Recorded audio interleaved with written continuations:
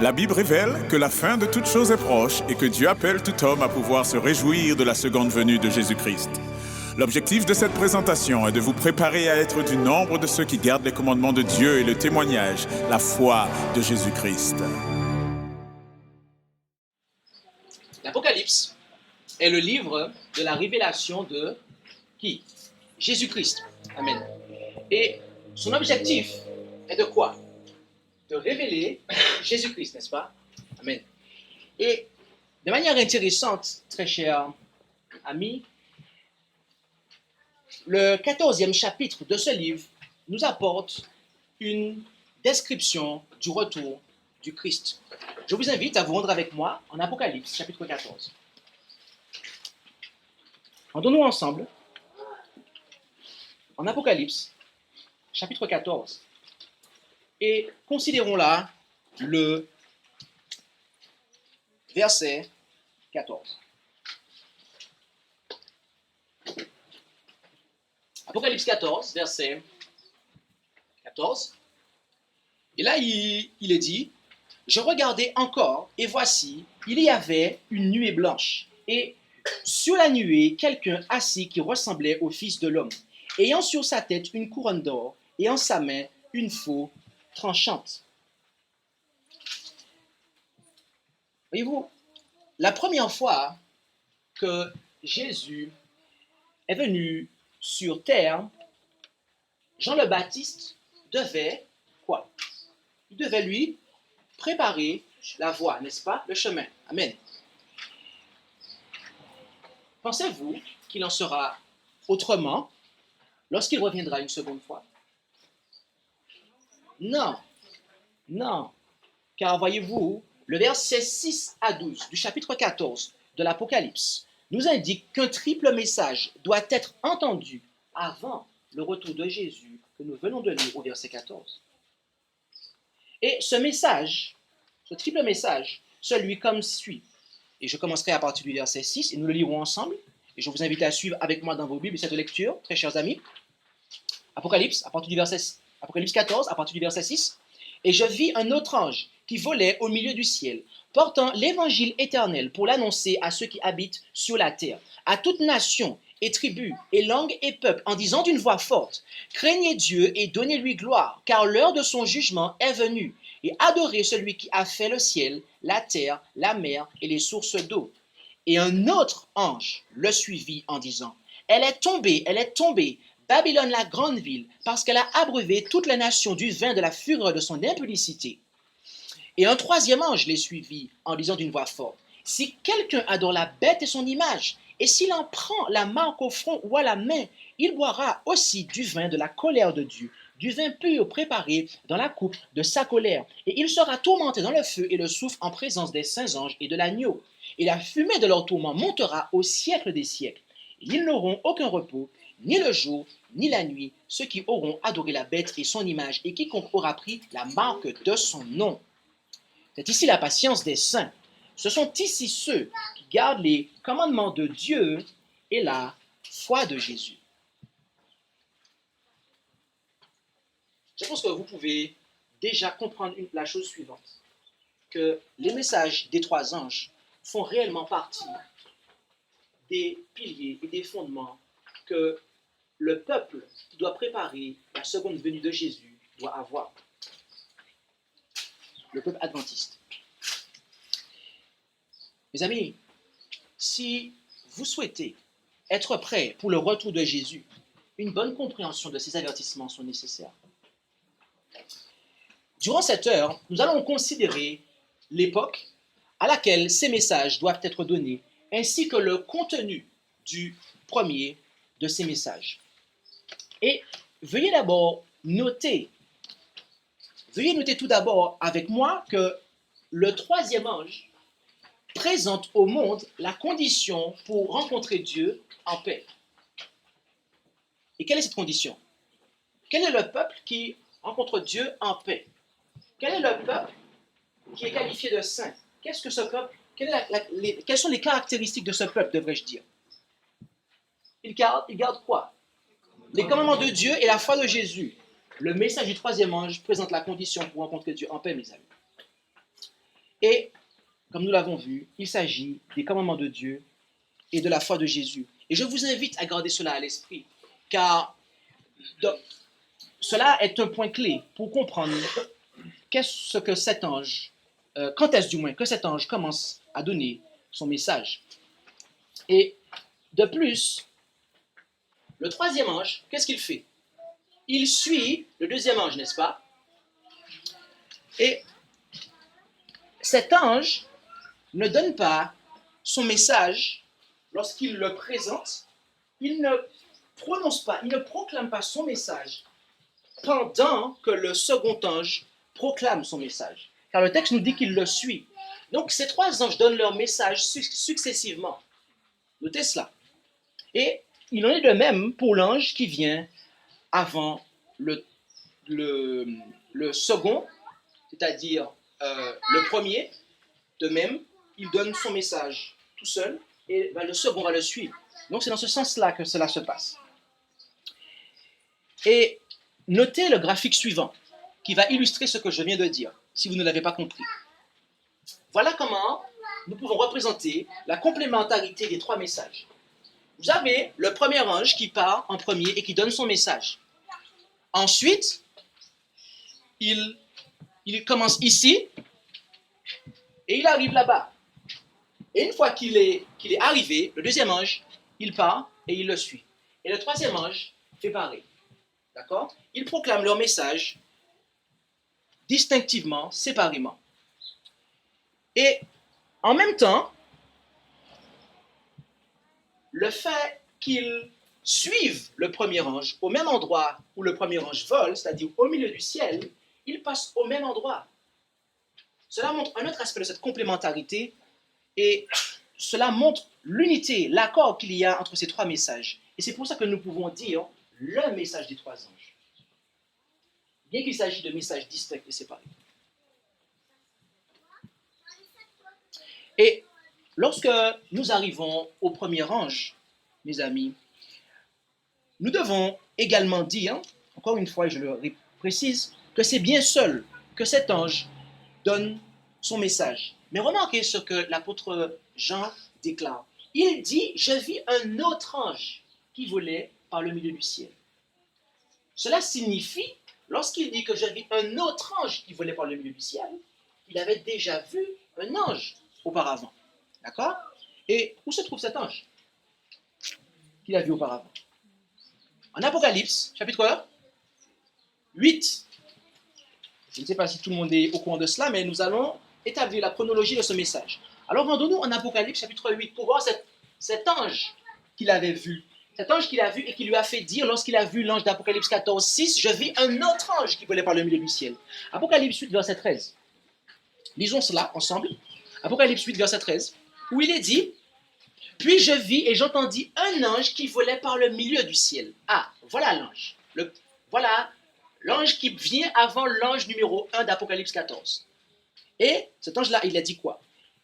Il disait à haute voix, malheur, malheur aux habitants de la terre à cause du son des trompettes des trois anges qui doivent encore sonner.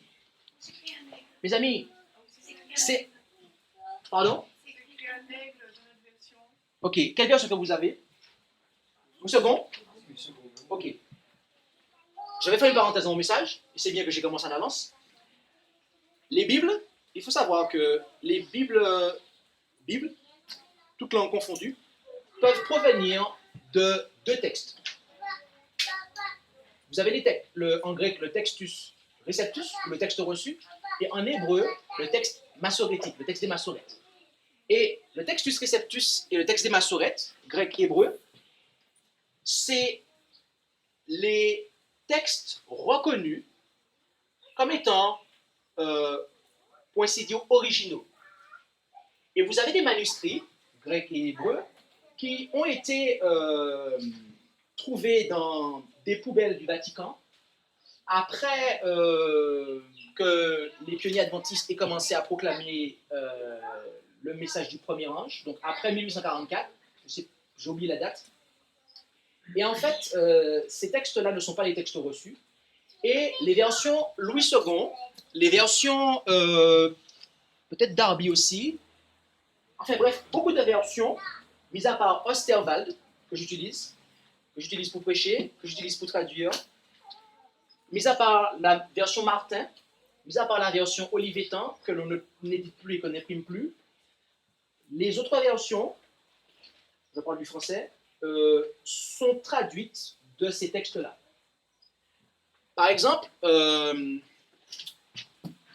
j'ai pas le document là sous les yeux, ça prendrait quelques minutes que je le cherche, mais je pourrais vous faire une série de comparaisons entre la version que j'utilise, de versets, entre Osterwald et Louis II, pour vous montrer qu'il manque plein de choses dans Louis II en fait. Donc, c'est pas que Louis II c'est un mauvais traducteur en fait, c'est Louis II, il a traduit le texte qu'il avait, mais le manuscrit n'était pas proche de l'original en fait.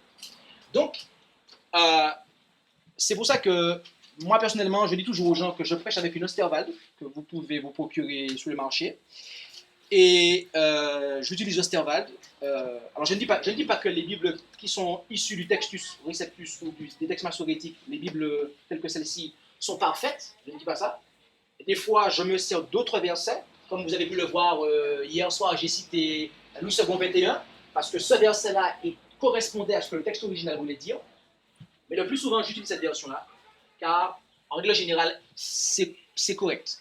Donc, merci de cette interpellation. J'ai eu la même interrogation, on m'a stoppé au même endroit lors du committee qu'on a fait en France pour me dire que dans ma version, j'ai aigle. Donc, j'ai fait une explication telle que celle-ci pour dire qu'il s'agit bien d'angelos dans le grec de la version originale. D'où l'importance de savoir ça, puisqu'après, on ne peut pas comprendre la chronologie des messages des trois anges. Donc, c'est à cause du son des trompettes des trois anges qui doivent encore sonner que cet ange annonce aux habitants de la terre, mes amis, ces trois malheurs. Ainsi, les trois malheurs sont reliés au son des trois dernières trompettes, c'est-à-dire la trompette que sonne le cinquième, le sixième et le septième ange. Et voyez-vous, la cinquième trompette, ou le premier malheur, qui commence en Apocalypse, chapitre 9, et au verset 1, eh bien, se réfère à la montée et à la propagation de l'islam. Et sur ce point, Albert Barnes déclara « Il est surprenant de voir que les commentateurs sont unanimement d'accord sur le fait que cela se réfère à l'empire des Sarrasins ou à la montée et à la progression de la religion et de l'empire de Mahomet. » Et voyez-vous, bien-aimés, c'est le 27e jour du mois de juillet de l'année 1299 de l'ère chrétienne que Othman Ier envahit le territoire de Nicomédie. Et dans les textes que j'ai mentionnés, la Bible nous dit qu'il devait torturer les hommes qui n'ont pas le sceau de Dieu sur le front, et ce durant une période de 5 mois. D'après ce que nous lisons, et je vous invite à voir la référence en Apocalypse, chapitre 9, au verset 4, 5 et 10. Apocalypse 9, 4. Et il leur dit de ne faire aucun mal à l'herbe de la terre, ni à aucune verdure, ni à aucun arbre, mais seulement aux hommes qui n'ont pas le sceau de Dieu sur leur front. Verset 5 à présent. Et il leur fut donné, non de les tuer, mais de les tourmenter durant 5 mois. Et leur torture était pareille à celle que cause le scorpion quand il pique. Et le verset 10, qu'est-il dit? Il est dit, elle avait des queues semblables à celles des scorpions, et à leur queue un aiguillon, et leur pouvoir était de nuire aux hommes pendant 5 mois. Dans la Bible, un mois se compose de 30 jours, et donc 5 mois sont 150 jours. D'après ce que nous comprenons de la règle qui nous est communiquée en Nombre, chapitre 14, verset 34, et en Ézéchiel, chapitre 4, verset 6. Et d'après cette règle-là, mes amis, nous comprenons qu'un jour prophétique équivaut à une année littérale. Et donc, il devient clair que ces 150 jours sont 150 années qui amènent la fin du premier malheur au 27 juillet 1449. Puis, à la suite de cela, nous avons la 6e trompette, ou du moins le second malheur, dont il nous est parlé en Apocalypse chapitre 9, versets 12 et 13. Lisons cela. Le premier malheur est passé, voici il vient encore 2 autres malheurs après celui-là. Et le 6e ange sonna de la trompette, et j'entendis une voix qui venait des 4 cornes de l'autel d'or qui était devant Dieu. Remarquez le verset 15 à présent. Aussitôt il fut délié les 4 anges qui étaient prêts pour l'heure, le jour, le mois et l'année, afin de tuer la 3e partie des hommes. Donc, ce malheur, nous dit l'Écriture, a une durée d'1 heure, d'1 jour, 1 mois et 1 année. Et rappelez-vous que dans la prophétie biblique, la règle pour pouvoir interpréter cette durée prophétique est que un jour prophétique équivaut à 1 année littérale. Et lorsque nous avons cela comme règle d'interprétation, nous comprenons la chose suivante, que 1 heure prophétique équivaut à 15 jours littéraux, qu'un jour prophétique donc équivaut à 1 année littérale, un mois prophétique 30 années littérales, 1 année prophétique à 360 années littérales, ce qui fait que cela nous donne un total de 391 années et 15 jours qui, ajouté au 27 juillet 1449, nous amène au 11 août 1840.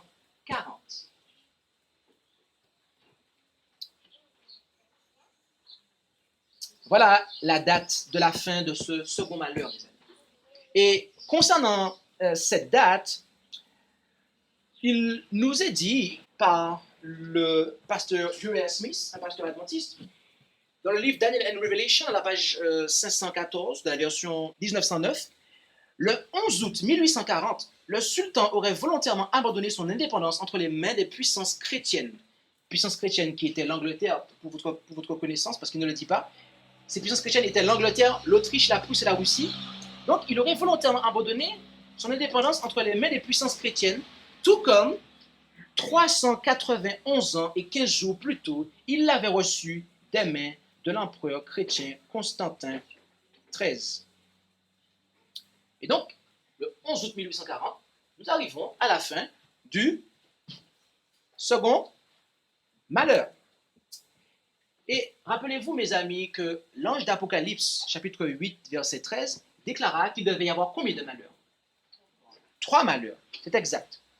Et lesquels devaient être connectés avec le son de la 5e, 6e et 7e trompette, logiquement. Par conséquent, le son de la 7e trompette, mentionné en Apocalypse chapitre 11, verset 15, est l'annonce du 3e malheur. Et de plus, notez qu'au verset 14, le 3e malheur vient bientôt. En effet, lisons cela en Apocalypse 11. Rendons-nous maintenant en Apocalypse 11. Et qu'est-il dit au verset 15? Or, le 7e ange sonna de la trompette. Donc là commence le 3e malheur. D'accord? Et remarquez ce qu'il dit au verset 14. Avant cela. Il dit, le second malheur est passé. Ça veut dire qu'il est terminé là. Ok? Voici le 3e malheur viendra bientôt. Cela implique qu'il y a un laps de temps, un petit laps de temps qui s'écoule entre le 2e et le 3e malheur, ce qui n'était pas le cas entre le 1er et le 2e malheur. Lorsque le premier malheur se terminait, le 2e malheur commençait juste au même moment. Il n'y a pas de laps de temps en fait. Par contre, entre le second et le 3e, il y a un laps de temps qui est annoncé au verset 14. Ok? Et donc ainsi, le son de la 7e trompette devait commencer peu de temps après le 11 août 1840. Et concernant cette trompette, bien aimés, nous lisons en Apocalypse chapitre 10, verset 7. Mais qu'au jour, Apocalypse 10, verset 7, mais qu'au jour où le 7e ange ferait entendre sa voix, quand il sonnerait de la trompette, le mystère de Dieu s'accomplirait, comme il l'avait déclaré à ses serviteurs, les prophètes. Notez ici qu'il n'est pas dit au jour singulier, mais qu'il est dit au jour pluriel. Ce qui implique que le son de la 7e trompette doit durer plusieurs années. Et bien que le livre de l'Apocalypse ne nous donne pas d'instructions concernant la date exacte de la fin du troisième malheur, il déclare que le mystère de Dieu doit s'accomplir lorsque le septième ange sonnera de la trompette. Qu'est-ce que le mystère de Dieu? Le mystère de Dieu, d'après ce que nous dit l'apôtre Paul en Romains chapitre 16, versets 25 et 26, est l'évangile qui fut caché pendant plusieurs siècles, mais présentement révélé. Ainsi, lorsque le septième ange sonnerait de la trompette, commencera à sonner de la trompette, c'est-à-dire durant les premières années du son de la trompette. Parce qu'il faut comprendre, c'est une trompette que l'on souffle dans la prophétie et qui dure, le son dure, continue à durer. Ce n'est pas on sonne et le son s'arrête. Non, le son, il dure tout le long. C'est comme ça que le symbole prophétique est donné.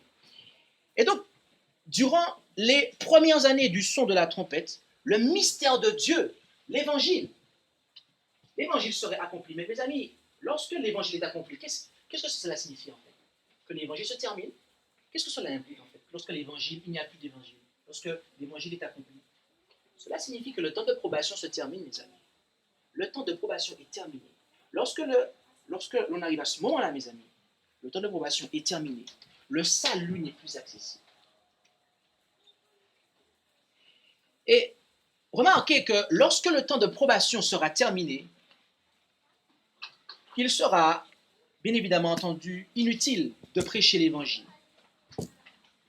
Et remarquez aussi que l'ange qui précède les trois anges d'Apocalypse 14, l'ange d'Apocalypse 8, verset 13, il a un message dont la portée s'étend jusqu'à la fin de temps de probation.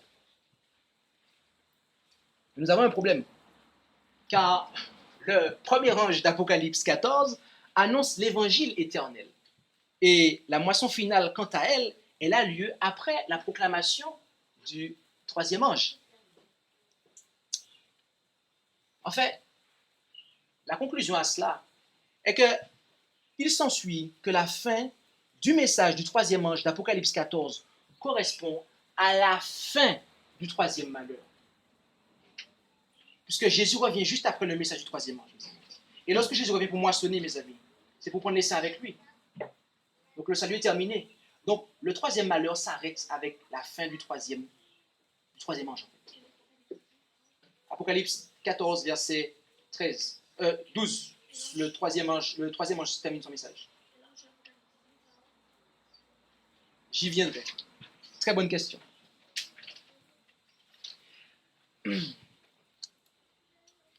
Et comme nous le verrons, mes amis, vers la fin de cette présentation, le début du message du troisième ange d'Apocalypse 14 correspond au début du troisième malheur. Mais je vous pose une question. Est-ce que nous devons conclure, dans ces conditions, que le message du premier et du deuxième ange correspond au premier et au deuxième malheur? Puisque le troisième ange correspond au troisième malheur. Donc, est-ce que nous devons conclure que le message du premier ange et du deuxième ange correspondent au premier et au deuxième malheur? Est-ce que sommes-nous obligés de conclure cela? Moi, je vais vous dire que non. Je vous dirai que non. Car il y a un laps de temps, rappelez-vous. Il y a un laps de temps entre la fin du deuxième malheur et le début du troisième malheur. Ok? Du deuxième et du troisième. Ce qui n'est pas le cas entre le deuxième et le troisième ange. Il n'y a pas de laps de temps. Ils se suivent. Ok? Donc, ils se suivent sans intervalle. Par conséquent, il est logique de conclure que le premier et le deuxième ange commencent à donner successivement leur message aux environs de la fin du deuxième malheur, c'est-à-dire le 11 août 1840. Mes amis, nous sommes en l'an 2017. Nous sommes bien après le 11 août 1840. Bien après que le premier ange ait commencé, tout du moins le premier ange, oui, qui a commencé à sonner aux environs de 1840, ait commencé à donner son message. Or, l'Écriture nous dit qu'en Apocalypse 11, verset 14, il nous est dit que le troisième malheur vient bientôt. Et Apocalypse 10, verset 7, nous dit que c'est durant les années où le septième ange ferait entendre sa voix, que le mystère de Dieu serait accompli.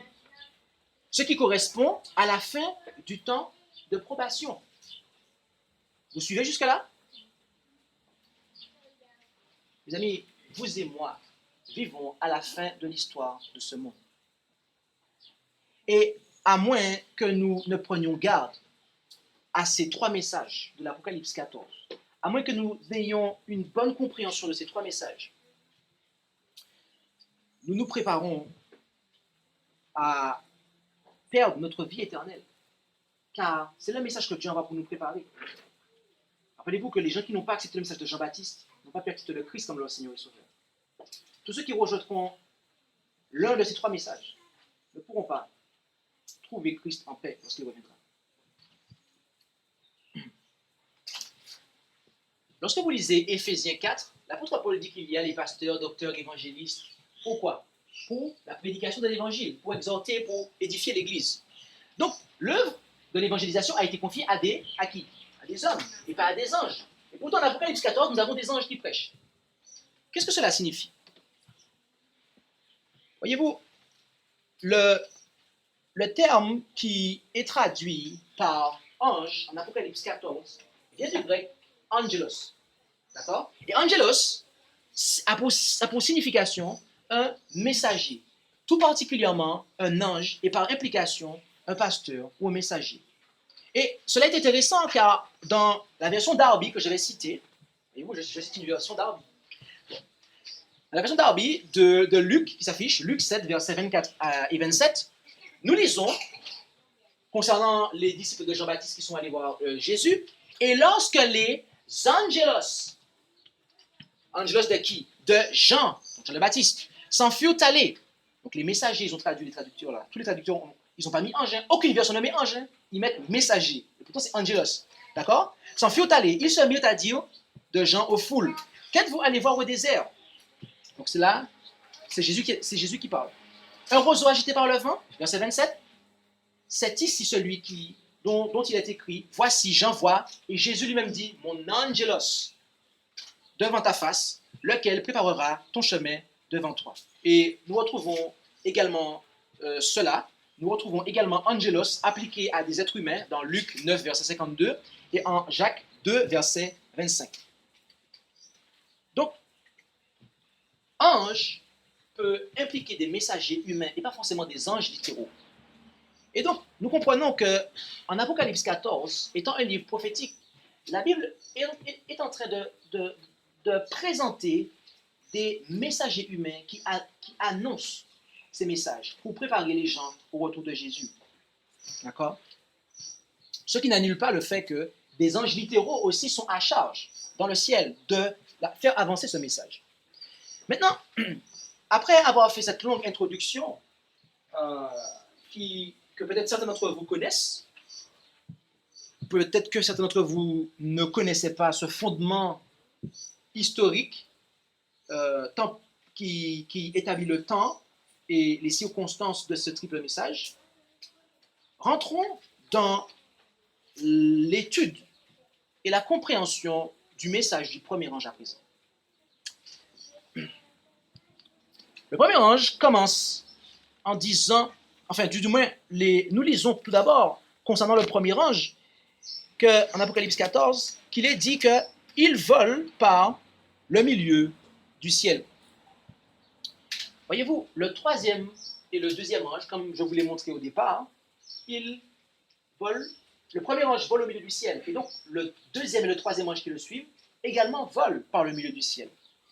Et le fait que ces anges volent à cet endroit, nous venons de démontrer qu'il s'agit d'anges symboliques qui représentent des hommes littéraux, des messagers, eh bien, cela implique que c'est une œuvre d'une nature mondiale, mes amis, qui est là, dont il nous est parlé. Et leur message sera entendu à travers la terre entière. Ce qui est confirmé par le fait que le premier ange donne son message à toute nation, toute tribu, langue et peuple. D'accord? Et quel message qu'il annonce à toute nation, toute tribu, langue et peuple? Et qu'est-ce que c'est que cela? Cela est l'évangile éternel, mes amis. Mais notez tout d'abord qu'il voit un ange qui vole par le milieu du ciel et qui porte l'évangile éternel. Ça veut dire qu'il annonce l'évangile éternel, le premier ange. Suivez là. Il faut suivre, hein? Sincèrement, parce que ça paraît peut-être simple, mais là, on y va petit à petit. On va monter en puissance par la grâce de Dieu. Et voyez-vous, cet ange annonce au monde entier l'évangile éternel. Et évangile éternel, bien aimé, eh bien, Apocalypse 14, verset 6 est le seul endroit dans la Bible où vous voyez évangile placé devant éternel. C'est le seul endroit où éternel est adjectif, qualificatif de évangile. C'est le seul endroit dans la Bible. Apocalypse 14. C'est dit ô combien l'évangile de cet ange est identique au pur évangile que l'apôtre Paul prêchait en Galates chapitre 1, versets 6 et 7. Je vous invite à abonder avec moi à présent en Galates chapitre 1, versets 6 et 7. Et vous allez voir que le message du premier ange ne peut être qu'identique à l'évangile de Paul. Galates, l'épître de Paul aux Galates, chapitre 1, versets 6 et 7. Ok. Alors, lisons Galates, chapitre 1, versets 6 et 7. Galates, chapitre 1, versets 6 et 7. Et là, qu'est-ce que dit l'apôtre Paul? Je m'étonne que vous abandonniez si promptement celui qui vous avait appelé à la grâce de Jésus-Christ pour passer à un autre évangile. Non qu'il y ait un autre, mais il y a des gens qui vous troublent et qui veulent pervertir l'évangile de Christ. Mes amis, ce n'est pas une petite chose que de pervertir l'évangile de Christ. En effet, si un ange volant par le milieu du ciel annonce un évangile différent de celui prêché par Paul, l'apôtre Paul nous dit que cet ange doit être anathème. Lisons le verset 8 et 9 à présent. Comme nous l'avons déjà dit, je le dis encore maintenant, si quelqu'un vous annonce un évangile différent de celui que vous avez reçu, qu'il soit anathème.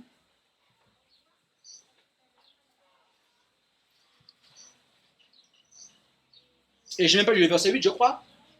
Mais quand nous-mêmes, ou un ange du ciel, voyez-vous la référence qu'il fait?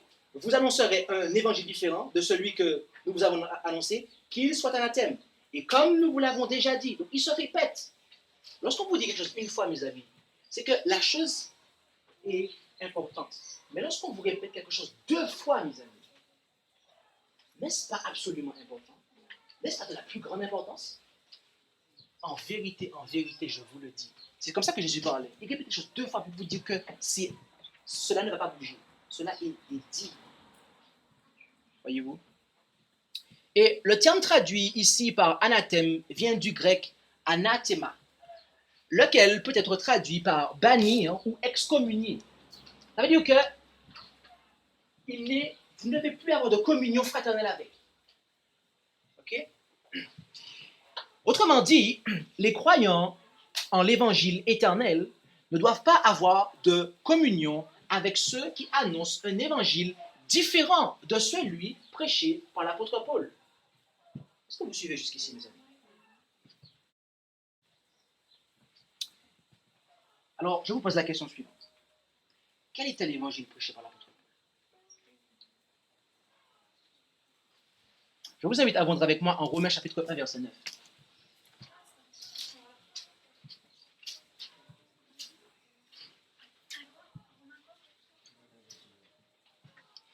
Car Dieu que je sers, est-ce que tout le monde y est? Romains chapitre 1, verset 9. Je sens commencer à lire lorsque tout le monde aura les yeux sur le verset. Romains chapitre 1, verset 9. L'épître de Paul au Romains chapitre 1, verset 9. Romains 1, verset 9.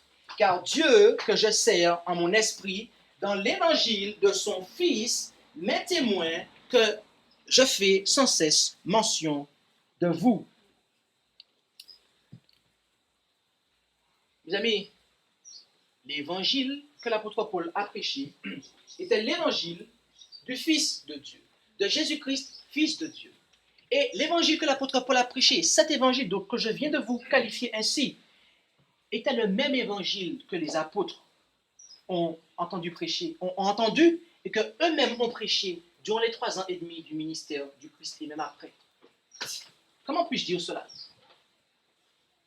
Je vous invite à voir avec moi à ma source qui se trouve en Marc chapitre 1 verset 1. Marc était un apôtre, disciple qui a connu Jésus, contrairement à Paul qui n'a pas marché avec Christ dans son ministère terrestre, mais qui a reçu des révélations de Jésus-Christ. Il était apôtre, l'apôtre Paul, mais il n'était pas parmi les premiers apôtres, du point de vue temporel. Et lisons ce qu'un apôtre qui a marché avec Christ déclara. Marc, chapitre 1, verset 1. Marc, chapitre 1, verset 1. Qu'est-il dit ici? En Marc, chapitre 1, verset 1. Commencement de l'évangile de Jésus-Christ. Et le texte s'arrête là? Le Fils de Dieu. Bien-aimés, écoutez bien ce que je vais vous dire. Et je pense que j'ai suffisamment d'autorité. Je pense que j'ai suffisamment d'autorité dans ma main pour vous le dire, sans que vous ne me jugiez. Mais ce que j'avais dit, si vous le jugez, c'est ça que vous jugez, et pas moi. Les corps religieux qui annoncent par le milieu du ciel l'évangile de la deuxième personne de la Trinité sont anathèmes, après ce que l'apôtre Paul a dit. Car l'évangile éternel, mes amis, je vais répéter, je reprends. Les corps religieux qui, par le milieu du ciel, qui sont des anges, des messagers, qui, par le milieu du ciel, au monde entier, si tu préfères, ma soeur, si vous préférez, les corps religieux qui annoncent au monde entier, je vais enlever le symbole, ça peut gêner, je vais parler en termes littéraux, sans symbole. Les corps religieux qui annoncent au milieu du ciel, mes amis, l'évangile de la deuxième personne de la Trinité, d'après ce que l'autorité suprême déclare, ces prédicateurs-là sont anathèmes. Ces prédicateurs-là sont anathèmes.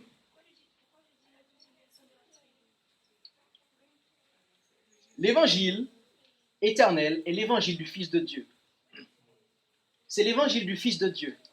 Jésus-Christ est le Fils de Dieu. L'évangile n'est pas l'évangile de la deuxième personne de la Trinité. Vous suivez jusqu'à présent? Je ne vous demande pas est-ce que vous êtes d'accord. Mais quand tu parles de la Trinité, là, ici. La Trinité. Il s'agit de l'évangile de Jésus-Christ, virgule, Fils de Dieu. Les corps religieux chrétiens d'aujourd'hui disent Jésus-Christ, virgule, deuxième personne de la Trinité. D'après l'apôtre Paul, mes amis, les prédicateurs qui vous annoncent un évangile qui est l'évangile de Jésus-Christ, virgule, la deuxième personne de la Trinité, ces prédicateurs-là, l'apôtre dit aux chrétiens, depuis son vivant, que ces gens-là soient anathèmes. C'est pas moi qui le dis. Et encore une fois, on a pris le temps d'ouvrir la Bible pour le lire, mes amis.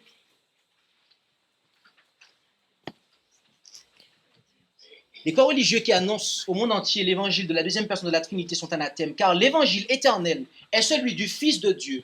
Et c'est cet évangile que le premier ange annonce d'une voix forte. Je vais vous dire un truc. Pour ceux qui ont lu les livres premiers écrits, pour ceux qui sont adventistes ici, vous savez que la messagère dit que William Miller sera ressuscité lorsque la trompette de Dieu va sonner, n'est-ce pas? William Miller n'a pas observé le sabbat. Pourtant, il sera ressuscité. Mais est-ce que vous saviez que l'un des acteurs principaux de la proclamation du message du premier ange, avant de proclamer ce message, croyant à la Trinité, William Miller, et est-ce que vous savez qu'à la fin de sa vie, lorsqu'il a réexprimé sa vision de la divinité, il ne croyait plus en la Trinité? Référence, je les donnerai. Mes amis, William Miller avait la connaissance du vrai Dieu. Il a fini par l'avoir. Après, il est dit d'une voix forte. La voix forte de l'ange ne signifie pas que ceux qui le présentent annoncent le message en criant comme ça. Non, ce n'est pas cela que cela signifie. Mais cela signifie qu'ils annoncent le message sans timidité aux hommes qui ne sont pas prêts à rencontrer Dieu en paix. En effet, en Ésaïe, chapitre 58, verset 1, rendons-nous ensemble, en Ésaïe 58, verset 1, Ésaïe 58, verset 1, vous allez comprendre ce que cela signifie avec un texte qui va vous l'expliquer. Le texte que nous allons lire appuie mon propos de ce que je viens de dire. Ésaïe chapitre 58, verset 1, où il est dit « Crie à plein gosier, ne te retiens pas, élève ta voix comme une trompette. » Et qu'est-ce que cela signifie? « Déclare à mon peuple leurs iniquités, à la maison de Jacob, ses péchés. » Mes amis, notez que crier implique le fait d'avoir à dénoncer le péché. Okay? Et afin de pallier à ce problème, l'ange demande de craindre Dieu. Craindre Dieu ici signifie le considérer avec respect et révérence, ce qui véhicule la pensée de loyauté absolue à Dieu et d'un abandon total à sa volonté. Et quelle volonté, d'ailleurs? Je vous invite à vous rendre avec moi en Deutéronome chapitre 4, verset 10. Deutéronome chapitre 4, verset 10. Genèse, Exode, Lévitique, Nombre, Deutéronome, c'est cela? Deutéronome chapitre 4, verset 10. Et là, je dirais, n'oublie point le jour où tu te présentas devant l'Éternel, ton Dieu, en Horeb, lorsque l'Éternel me dit, assemble-moi le peuple, que je leur fasse entendre mes paroles, afin qu'ils apprennent à me quoi? À me craindre tout le temps qu'ils vivront sur la terre et qu'ils l'enseignent à leurs enfants. Mes amis, Horeb était le nom de la chaîne de montagnes, dont le mont Sinaï était le sommet. Et là, en Horeb, Dieu révéla sa volonté aux enfants d'Israël. Là, Dieu écrivit de son propre doigt,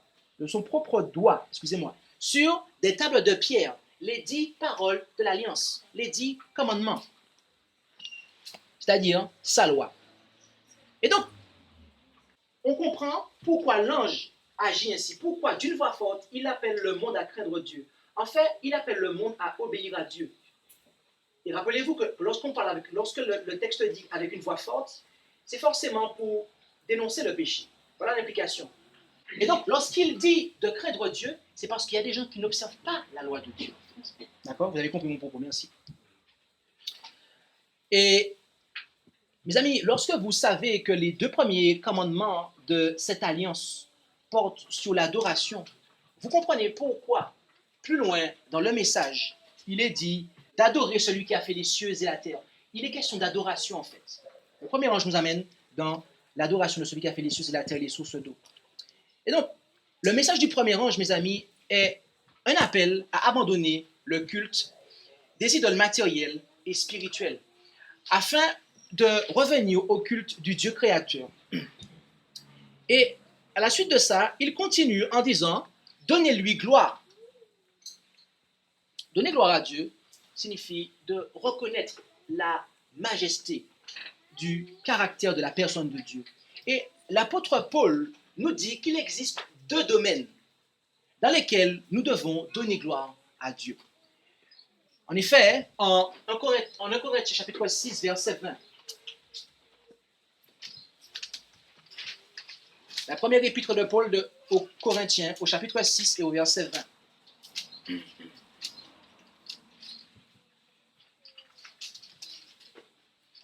Il est dit ici,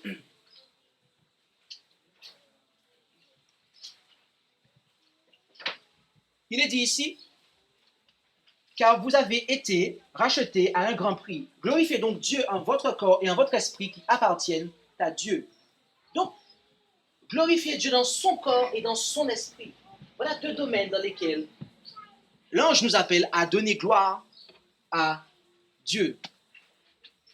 Mes amis, notre corps ainsi que notre esprit appartiennent à Dieu par droit de création, mais également par droit de rédemption, une fois que le sang de Christ a coulé sur nous. Et cela implique que ce que nous pensons, ce que nous hébergeons dans notre esprit, mais aussi ce que nous faisons de notre corps, ce que nous y mettons, déterminera si oui ou non nous donnons gloire à Dieu. En effet, en 1 Corinthiens, cette fois-ci au chapitre 10, donc 4 chapitres plus loin, tournez quelques pages avec moi, je vous en prie. 1 Corinthiens chapitre 10, verset 31. 1 Corinthiens chapitre 10, verset 31. Là, l'apôtre Paul déclare, soit donc que vous mangiez, soit donc que vous buviez, ou que vous fassiez quelque autre chose, faites tout pour la gloire de Dieu. Mes amis, voyez-vous, je ne pense pas que toutes celles et ceux qui mangent et qui boivent correctement et qui s'abstiennent de toutes choses nocives pour leur corps, je ne pense pas que tous ceux qui font ça glorifient Dieu. Mais nous pouvons être sûrs que toutes celles et ceux qui veulent glorifier Dieu doivent manger et boire et s'abstenir de choses qui sont nocives pour leur corps.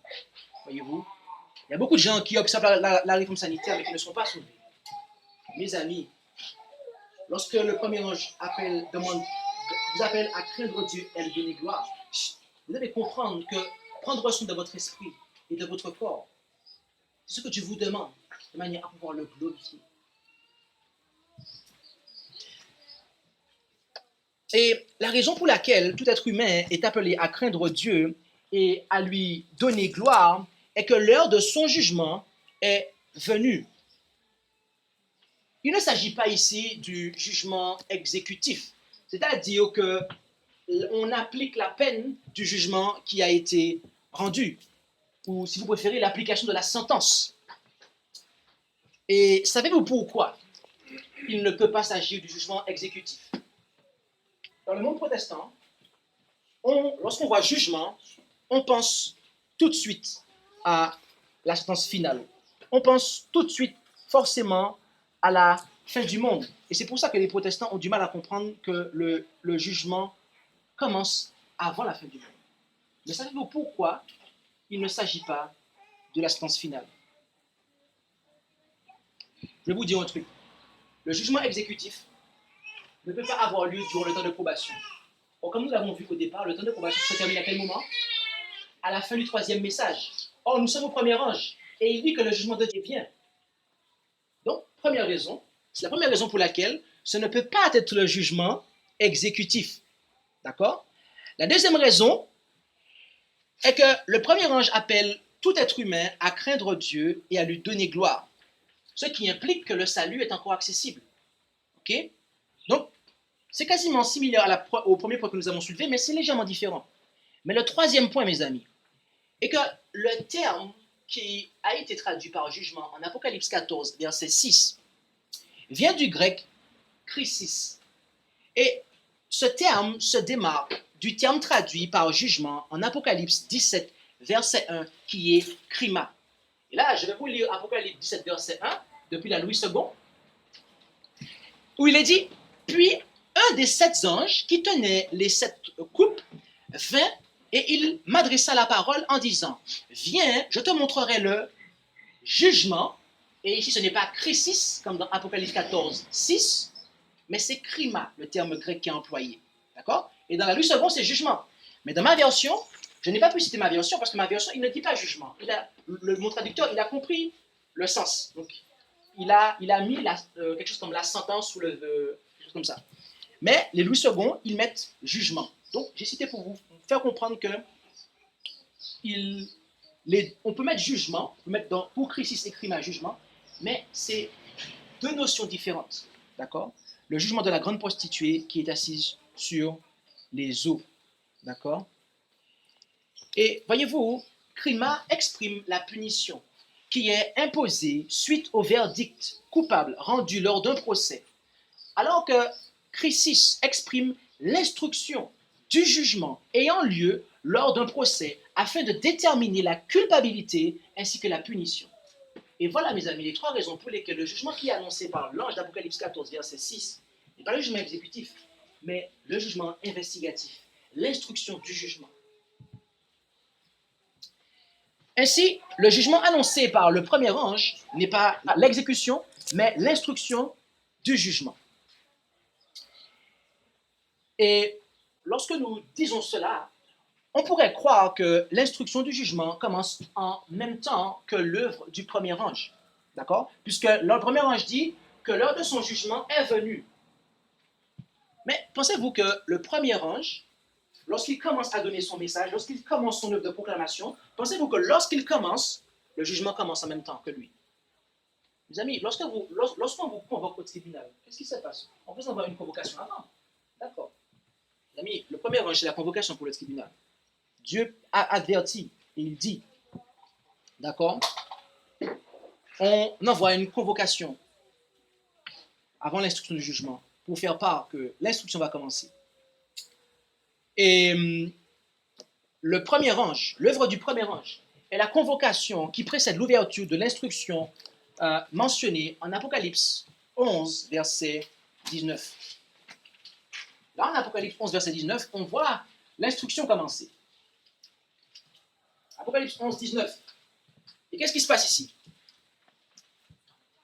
Et le temple de Dieu s'ouvrit dans le ciel, et l'arche de son alliance parut dans son temple, et il y eut des éclairs, et des voix, et des tonnerres, et un tremblement de terre, et une grosse grêle. D'après le verset 15 du même chapitre que nous avons lu, c'est-à-dire Apocalypse 11, verset 15, nous sommes ici sous la 7e trompette. Et mes amis, notez que Jean ne dit pas qu'il vit dans son temple l'arche de son alliance. Ce n'est pas ce qu'il dit. Mais il dit que l'arche de son alliance parut dans son temple. Ce qui implique que des croyants, et ce bien entendu par la foi, ont vu l'arche de l'alliance dans le temple qui était en train de s'ouvrir, dans le temple du sanctuaire céleste, mes amis. Bien-aimés, si vous voulez, avec l'œil de la foi, avec les yeux de la foi, pouvoir voir ce lieu, si vous voulez, avec les yeux de la foi, eh bien, vous rendre à l'endroit où se trouve l'arche dans le sanctuaire céleste qui a été ouvert, vous avez besoin de savoir quand, mais aussi pourquoi le souverain sacrificateur de la prêtrise lévitique entrait dans le lieu très saint où se trouve l'arche de l'alliance, dans le sanctuaire terrestre. En Lévitique, chapitre 16, verset 2, il est dit « L'Éternel dit donc à Moïse, parle à Aaron ton frère, afin qu'il n'entre point en tout temps dans le sanctuaire au-dedans du voile, devant le propitiatoire qui est sur l'arche, de peur qu'il ne meure, car j'apparaîtrai dans la nuée sur le propitiatoire. » Ah, il ne devait pas entrer en tout temps à cet endroit. Il devait entrer à cet endroit, plus précisément, le 10e jour du 7e mois, d'après le verset 29, que je ne vais pas afficher, mais le verset 29 de Lévitique 16. Et mes amis, à ce moment-là, le 10e jour du 7e mois, qui était appelé le jour des expiations, et les enfants d'Israël devaient à ce moment-là s'humilier. En effet, en Lévitique 16, verset 30, nous lisons « Car en ce jour, on fera l'expiation pour vous, afin de vous purifier. Vous serez purifiés de tous vos péchés devant l'Éternel. » Et cette expiation était également pour le sanctuaire. Il fera l'expiation pour le tabernacle d'assignation et pour l'autel. Il fera l'expiation pour les sacrificateurs et pour tout le peuple. Okay?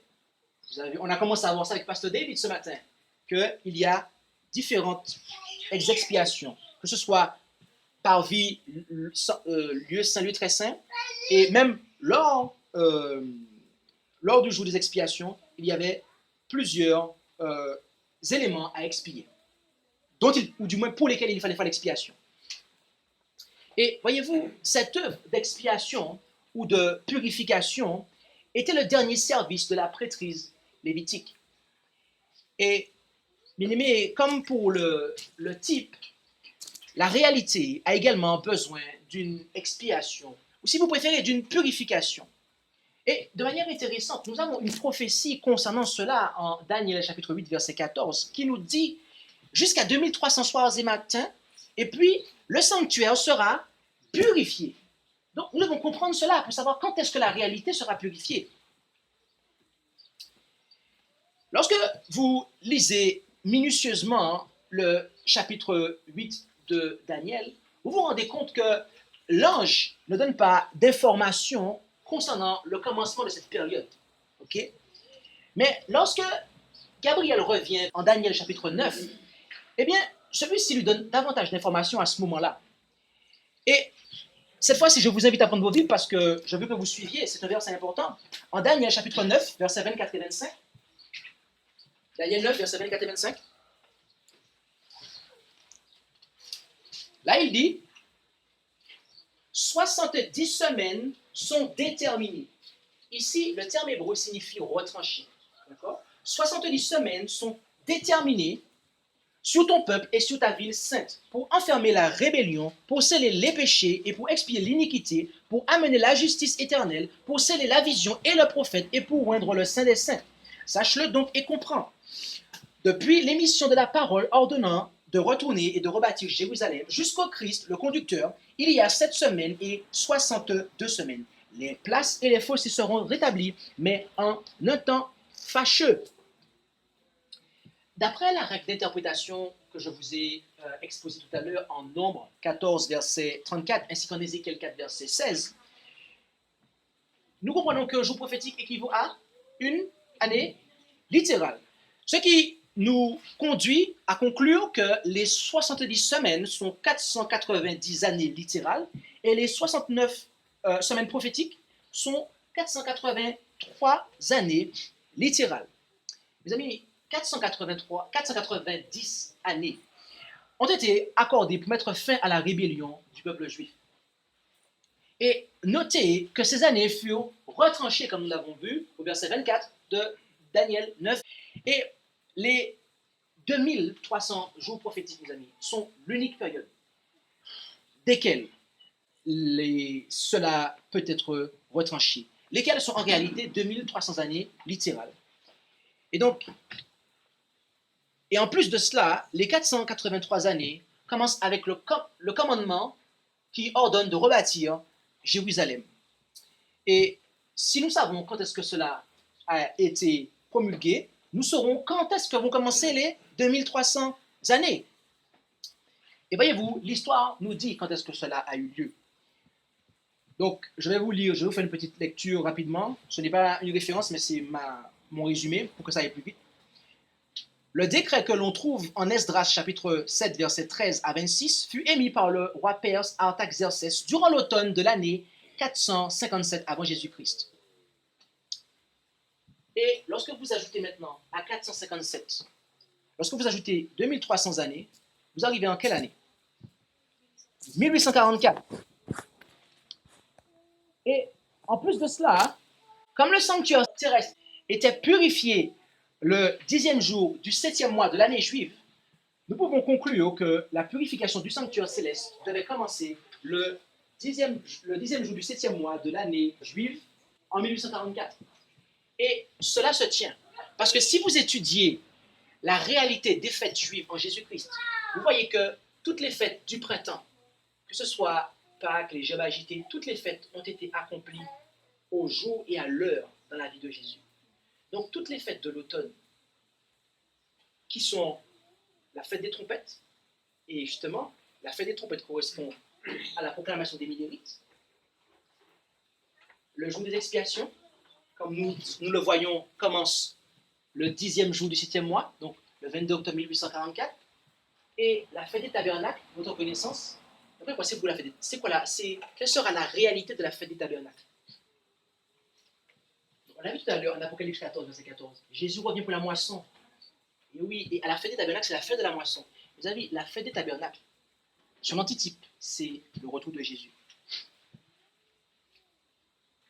Donc ainsi, le 22 octobre 1844, Jésus commença l'œuvre d'expiation ou de purification dans le lieu très saint du sanctuaire céleste, devant l'arche contenant, entre autres, le décalogue, c'est-à-dire les commandements de Dieu, lesquels sont mentionnés par le troisième ange d'Apocalypse 14.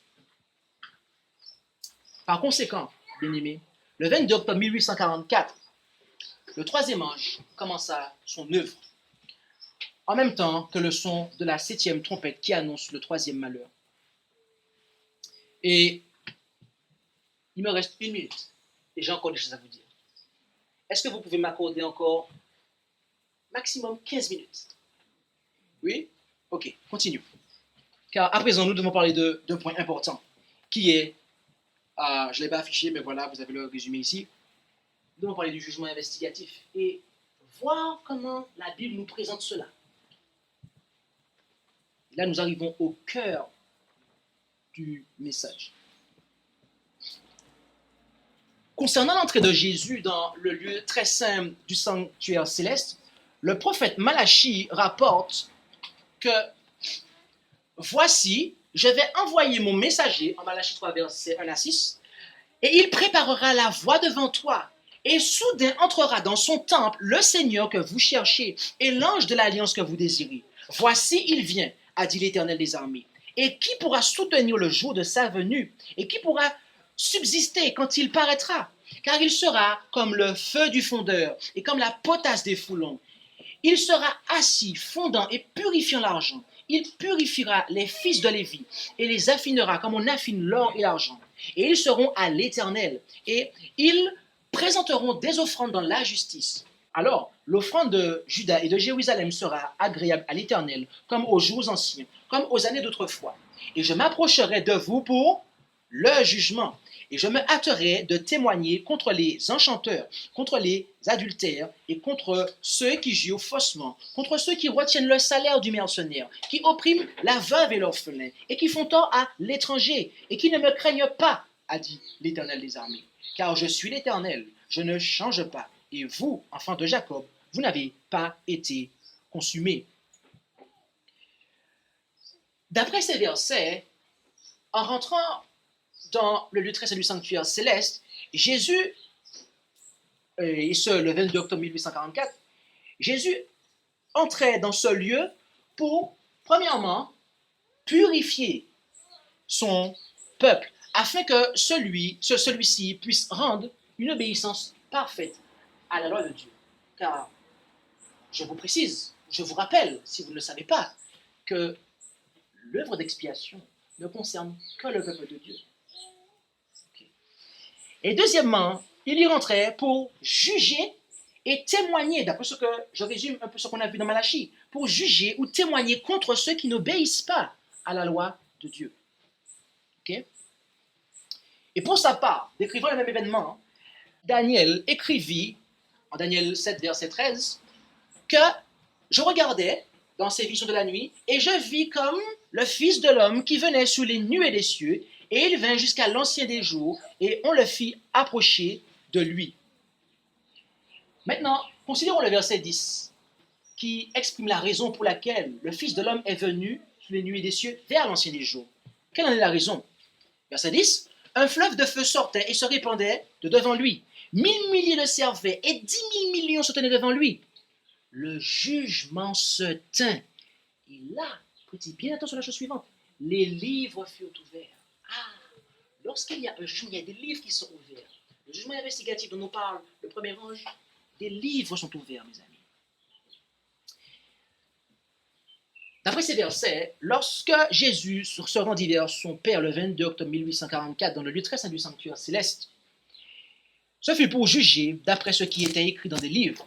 Et décrivant la même scène, Jean rajouta en Apocalypse 20, verset 12, « Je vis aussi les morts, grands et petits, qui se tenaient devant Dieu, et les livres furent ouverts.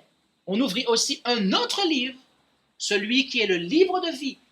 Et les morts furent jugés selon leurs œuvres, d'après ce qui était écrit dans les livres. » Et vous pouvez comparer avec Luc 10, verset 20, Philippiens 4, verset 3, Daniel 1, verset 1, Apocalypse 21, verset 27. Mes amis, le livre de vie contient le nom de ceux qui ont fidèlement servi le Seigneur jusqu'à la fin de leur vie. Et il y a également un autre livre, d'après ce que nous dit le prophète Malachie, en Malachie 3, verset 16. Relisons juste ce verset-là. Alors ceux qui craignent l'Éternel se sont parlé l'un à l'autre, et l'Éternel fut attentif, et il écouta. Et un mémoire fut écrit devant lui pour ceux qui craignent l'Éternel et qui pensent à son nom. Et pareil, vous pouvez comparer avec Néhémie 13, verset 14, et Psaume 56, verset 8, où ces versets-là nous rapportent le même livre, en fait. Ils se relatent au même livre que Malachie 3, verset 16. Ce livre dont il nous est parlé dans le verset qui est affiché est le livre de mémoire ou du souvenir, selon la traduction que vous avez.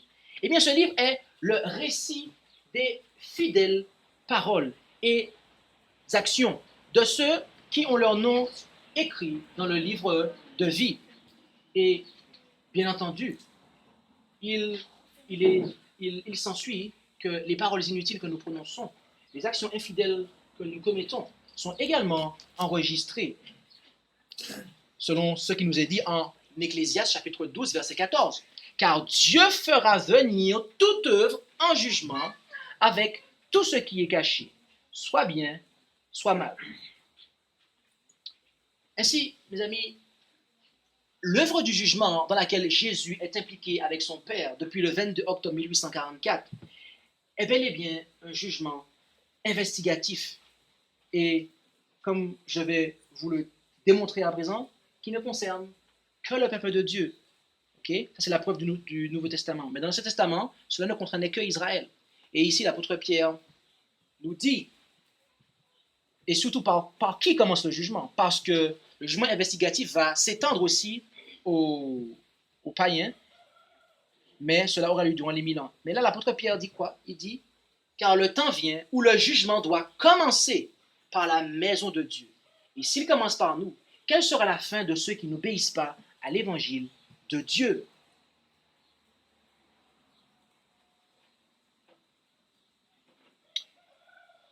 Il s'agit ici de la maison de Dieu, de l'église de Dieu, par lequel le jugement doit commencer. Et parmi eux, mes amis, seuls ceux qui sont venus devant Dieu par la confession et la repentance, et dont les péchés, par le sang de Jésus, ont été transférés dans le sanctuaire, seront nettoyés et purifiés. Il ne suffit pas d'être un membre de l'église de Dieu.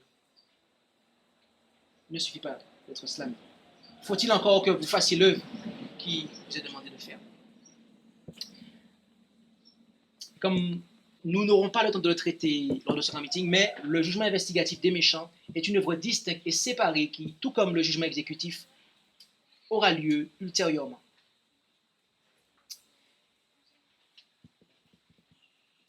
Et donc, puisque le troisième ange commence à donner son message à partir du 22 octobre 1844, le deuxième donna son message avant cette date.